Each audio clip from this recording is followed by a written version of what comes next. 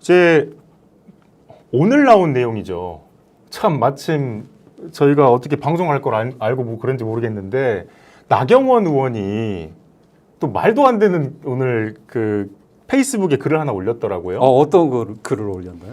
보면 그 영화를 영화로만 볼 수 없는 현실, 드럼통 정치에 많은 국민이 공포에 떨고 있다. 이렇게 하면서 드럼통 안에 들어가서 저게 찍었어요. 제가 이재명 대표라고 한다면 얼마나 억울하고 끔찍했을까 이런 생각이 들고요. 오죽하면 저런 헛웃음이 나왔을까라는 생각이 들 정도로 말도 안 되는 주장이었죠. 하지만 이게 기정사실화가 되면서 마치 많은 국민들 그리고 보수에서 이용하는 프레임이 적용됐다라고 하는 것이 정말 안타까운 일이지 않을 수 없습니다.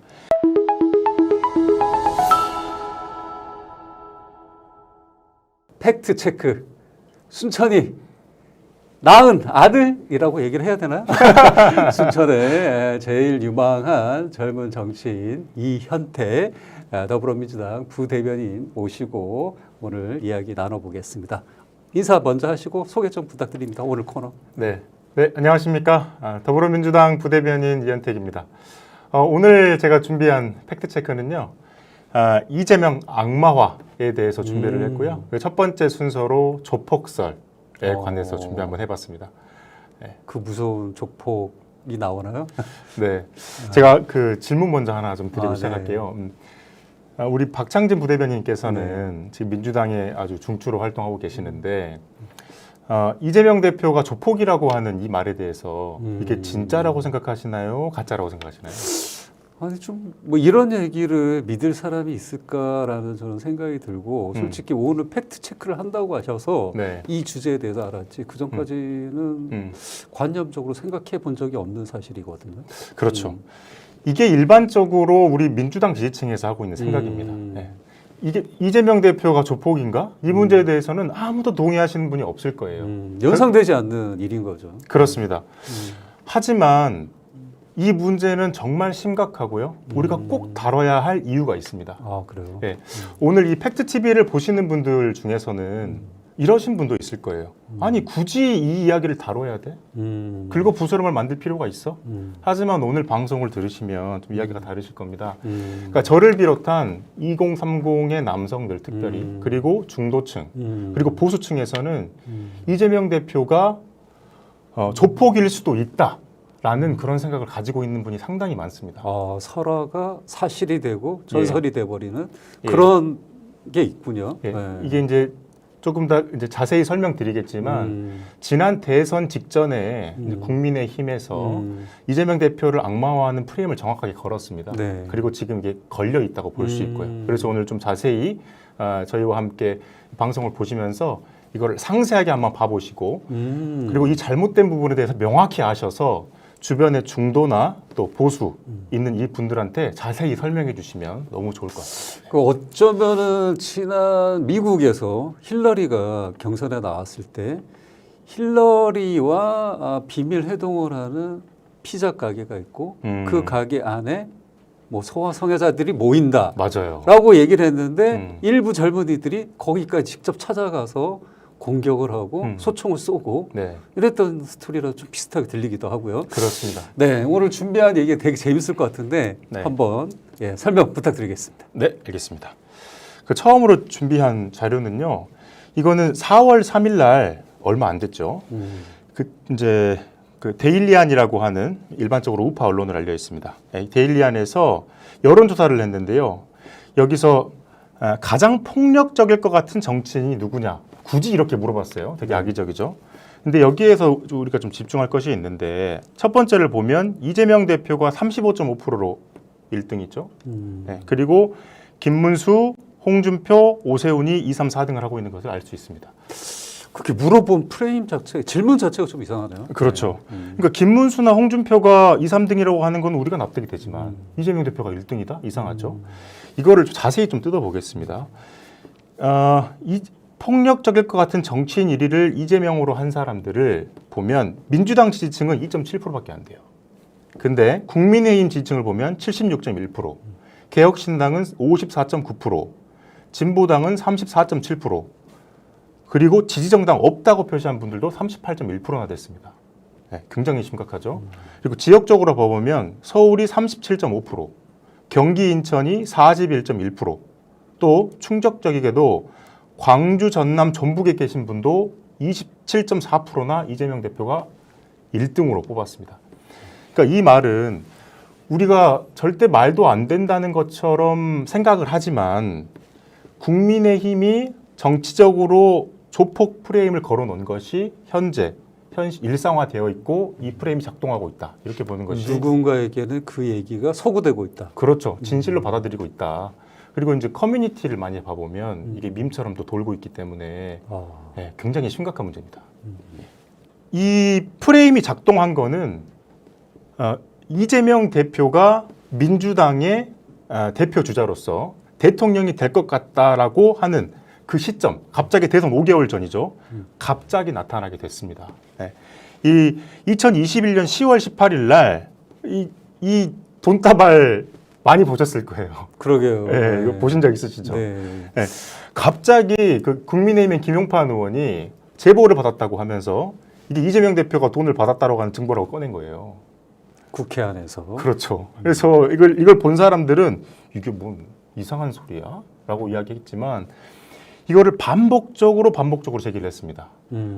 그리고 또 옆에 보면은 권성동 의원이 제기한 또 국정감사에서 나온 거예요. 이재명 지사의 주변에는 늘 조폭이 있다라고 이야기를 하면서 이재명 대표가 찍은 사람들이 다 조폭이다. 이런 이야기들을 하면서 찍힌 사진 속의 인물들이 그렇다. 그렇죠. 그러면서 이 조작된 증거를 전방위적으로 확산하는 그런 일이 발생했습니다. 실체는 뭔가요? 그래서 한번 봐보겠습니다. 이 정말 제가 이재명 대표라고 생각하면 정말 억울했을 것 같아요. 왜냐하면 이 당시에 모든 국민의힘과 또 이 김용판 의원의 이 돈다발 사진들이 전 언론에 돌면서 수천 건, 수만 건의 기사가 생산됐거든요. 그래서 국민들이나 심지어 우리 지지자들조차도 의심을 가지는 거예요. 이런 일이 있었나? 이런 생각을 했다는 얘기죠. 그 관련이 돼 있나? 우리 대표가 조폭과 뭔가 관련이 돼 있나라고 하는 이 의심의 씨앗을 심었다. 이렇게 볼 수 있을 것 같고요. 이게 대선이 끝난 이후, 정확히 말하면 23년 11월이죠. 한참이 지나서야 법원에서 명예훼손 판단을 하게 됩니다. 이 국제 마피아 조직원 박철민 씨라고 하는 이 사람이 이 김용판 의원에게 맞죠? 그 제보를 한 사람인데요. 이 사람에 대해서 법원이 판단을 해줬습니다. 정확하게. 오늘 그 판결문을 제가 가져왔는데요. 판결문을 한번 읽어보겠습니다. 여기에 보면은 정확하게 말해 주셨어요. 형사 12부에서 했는데요. 공직선거법 위반 혐의로 기소된 이 박 씨에게 징역 1년 6개월을 선고했고요. 재판부는 1년 6개월의 실형을 선고한 이유에 대해서 피고인의 주장이 일관되지 않거나 모순되고 뇌물 총액을 20억 원으로 특정한 근거가 전혀 없는 점 등을 고려하면 피고인이 공표한 적시한 사실은 허위라는 것을 인정할 수 있다라고 판시했고요. 허위 사실 적시로 그렇습니다. 판결이 난 거네요. 결국 거짓말이다라는 얘기네요. 그렇습니다.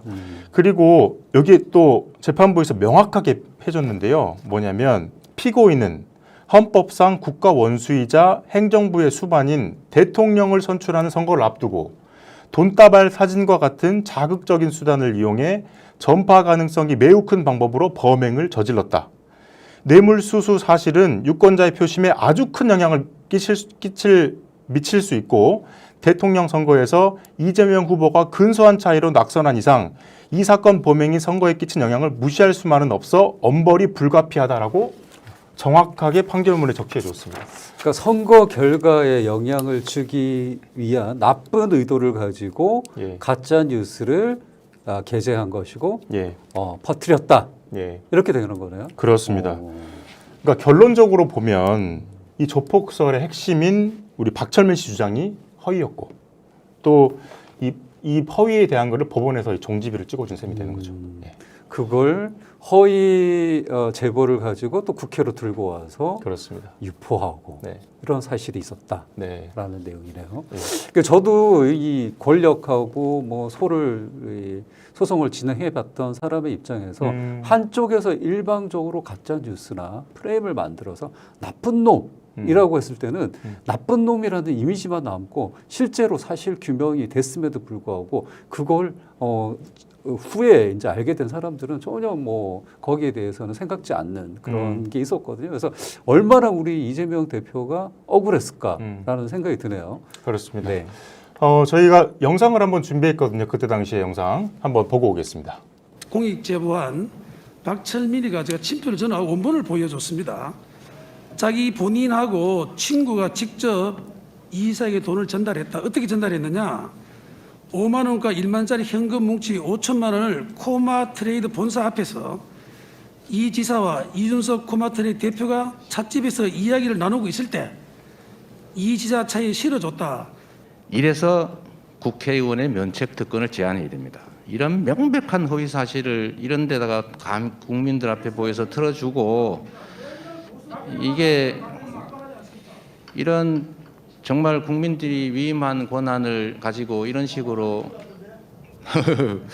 음해하고 이런 것들에 대해서는 정말 저는 마지막 우리 이재명 대표가 물론 마스크로 가려져 있는 거지만 어이없어서 나오는 탄식, 네. 헛웃음 이 소리가 좀 이게 귀에 맴도네요. 저도 이게 정말 사실이 아닌 얘기, 뭐 불량 승무원이다, 평소에 행실이 안 좋다라는 프레임을 이제 권력 쪽에서 저를 공격을 했었는데 그때 너무 기가 막히니까 말이 안 나오더라고요. 그런 상황이 아닌가 싶네요. 네. 네. 제가 이재명 대표라고 한다면 얼마나 억울하고 끔찍했을까 이런 생각이 들고요. 오죽하면 저런 헛웃음이 나왔을까라는 생각이 들 정도로 말도 안 되는 주장이었죠. 하지만 이게 기정사실화가 되면서 마치 많은 국민들 그리고 보수에서 이용하는 프레임이 적용됐다라고 하는 것이 정말 안타까운 일이지 않을 수 없습니다. 그리고 이것을 이용해서 또 다른 일이 발생했는데요. 이윤희 성남시정감시연대 대표라고 하는 사람이 국민의힘 당사에서 기자회견을 합니다. 그래서 이재명 대표와 함께 찍은 저 사진을 제시를 하면서 자세히 보면 이 사람이 책상 위에 발을 올리고 있거든요. 이거를 이야기하면서 저 사람이 이재명 대표 함께 하고 있는 조폭이다. 그런 이야기를 하면서 기자회견을 해요. 네. 근데 이윤이라는 사람은 다음 연도 국민의힘 성남시장 예비 후보가 되는 사람이고요. 또 법원에서는 올해 또 24년에 또 판결을 했습니다. 벌금 300만 원 허위사실 유포로 판결을 했습니다. 아, 이것도 네. 가짜다. 그렇습니다. 라고 이미 판결이 났다. 그렇습니다. 네. 그래서 이렇게 해서 계속 이용되고 있다라고 하는 것이고요. 그리고 앞으로도 이번 선거에서도 앞으로 계속 이용할 여지가 프레임이다. 있다. 네, 그런 프레임이다. 이렇게 말씀드리고 싶습니다. 이번에 종교를 줘야 되겠네요. 저희가 팩트 체크 확실히 해서. 그렇습니다. 네. 네. 한번 팩트 체크 정리를 한번 해볼게요. 첫 번째, 이재명 시장이 조폭으로부터 돈을 받았다. 이것은 명확한 거짓입니다. 네, 오늘 충분히 설명 들었고요. 두 번째, 이재명은 조직적으로 조폭과 연결되어 있다. 조폭 김철민의 주장이죠. 법원의 판단으로서 명확하게 거짓으로 판결시켜 주셨습니다. 박철민. 예. 세 번째, 이재명 시장과 조폭이 함께 찍은 사진은 조폭이라는 증거다. 이것도 거짓이라는 거 명확히 해주셨고요. 그리고 성남시장실에 발 올리고 찍은 사람은 조폭이다. 방금 이윤희 씨의 주장. 이것도 이 사람은 현직 영어 강사였은 일반인이었습니다. 이분도 벌금 300만 원으로 거짓이다. 명확하게 판결이 됐습니다. 오늘 이현택 부대변인님이 체크해 주신 대로 대부분이 아니라 모든 일들이 허위 사실로 판결까지 났고, 그렇습니다. 예, 징벌 까지 받았던 사안이다라는 말씀이신 거죠. 네. 예. 이제 오늘 나온 내용이죠. 참 마침 저희가 어떻게 방송할 걸 알고 뭐 그런지 모르겠는데. 나경원 의원이 또 말도 안 되는 오늘 페이스북에 글을 하나 올렸더라고요. 어떤 글을 올렸나요? 보면 그 영화를 영화로만 볼 수 없는 현실, 드럼통 정치에 많은 국민이 공포에 떨고 있다. 이렇게 하면서 드럼통 안에 들어가서 저게 찍었어요. 아, 이게 좀 전에 이제 서두에 말씀하셨던 조폭 프레임, 나쁜 놈 예. 프레임의 연장선에 있는 말 같게 들리기도 하네요. 예. 예.